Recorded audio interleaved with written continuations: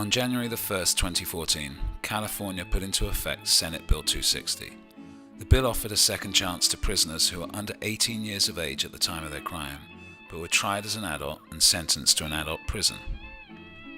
At the time the bill passed, over 6,500 prisoners were eligible for release under the program. To date, less than 1,000 have been.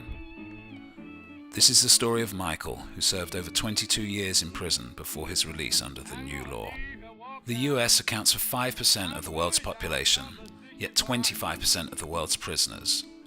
Since 1980, the US prison population has grown by nearly 800%. Today, more than 7 in every 1,000 Americans are incarcerated. By comparison, the United Kingdom, which boasts a higher violent crime rate than the US, only imprisons 1 in every 1,000 of its population. Helping illustrate Michael's story is Aaron, who was also recently released under SB 260 after serving over 20 years in prison. It's not only the UK that the US is beating in prison population. The US has a greater proportion of its population incarcerated than any other country on the planet, including Iraq, Iran, and China. It hasn't always been this way.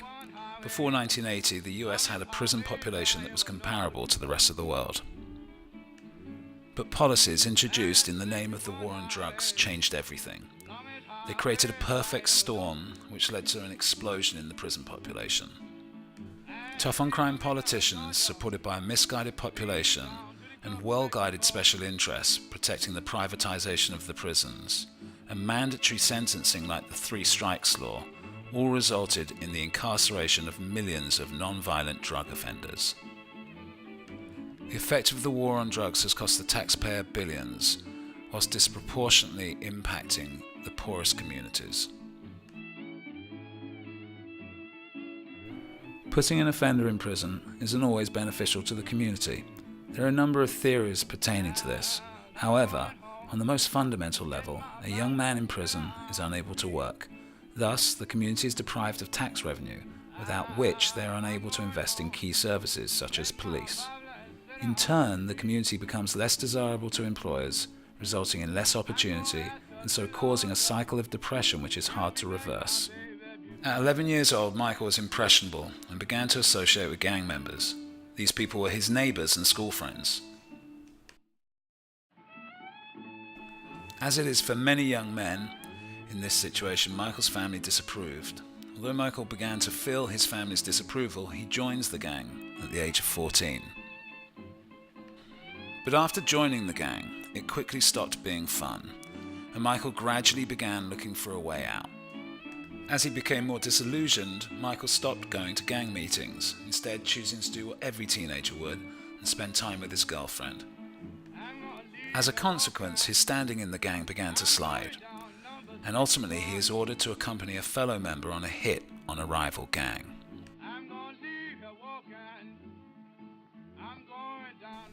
By the age of 16, Michael is in court and found guilty of second-degree murder, receiving a sentence of 15 years to life. If Michael had been charged as a juvenile for the same crime in the United Kingdom, sentencing would have been limited to 12 years to life. But that wouldn't have been the only difference. In the UK and Europe, there is a value placed on rehabilitation. This facilitates a smoother transition into society when prisoners are released. In 2014, the minimum wage in California was $9 per hour. Over a 40-hour work week, that equates to an annual salary of around $18,000. In the same year, it costs $62,000 to keep someone incarcerated. Therefore, it would be cheaper for the state to release a prisoner and give them a job paying double the minimum wage than it is to keep them incarcerated. After 6 years, a juvenile who has been tried as an adult in the UK would be eligible for release, having served 50% of their time, and costs the state $372,000.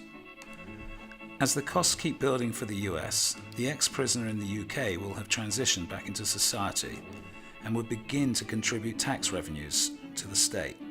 In Michael's case, being released after 22 years costs the US over $1.36 million. On this basis, Michael's imprisonment cost the US over $1 million more than his hypothetical United Kingdom counterpart. This equates to a total of $6.8 billion if all 6,500 prisoners eligible for release under SB 260 were held for as long as Michael.